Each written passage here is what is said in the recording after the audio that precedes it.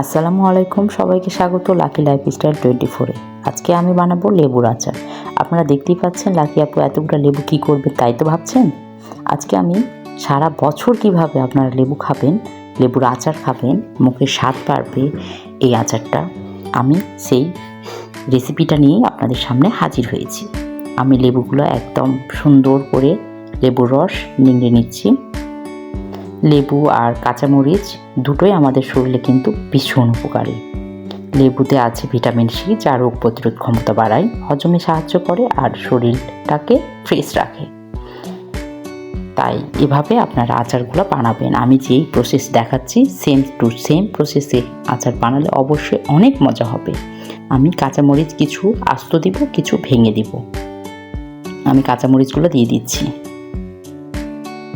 লেবু আর কাঁচামরিচ খেলে খাবারের স্বাদ কিন্তু অনেকটাই বেড়ে যায়, মুখের রুচি ফিরে আসে। আপনারা এভাবে বানাবেন বাসায়। আমি এখন লবণ দিয়ে দিচ্ছি। কাঁচামরিচগুলো কিন্তু আপনারা ধুয়ে ভালো করে পানিটা শুকিয়ে নেবেন। পানি থাকলে কিন্তু এই আচারটা ভালো হবে না। এখন একদম পরিমাণ মতো লবণ দিয়ে দিচ্ছি আর দিয়ে দিব আন্দাজ মতো সরিষার তেল দিয়ে আমরা ঢাকনা বন্ধ করে রেখে দিব।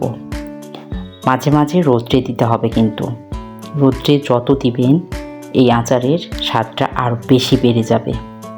মরিচগুলোর ভিতরে একদম লেবুর রস পরিপূর্ণ হয়ে যাবে, খেতেও অনেক মজা হবে। তাই আপনারা এভাবে বাসায় বানিয়ে খাবেন।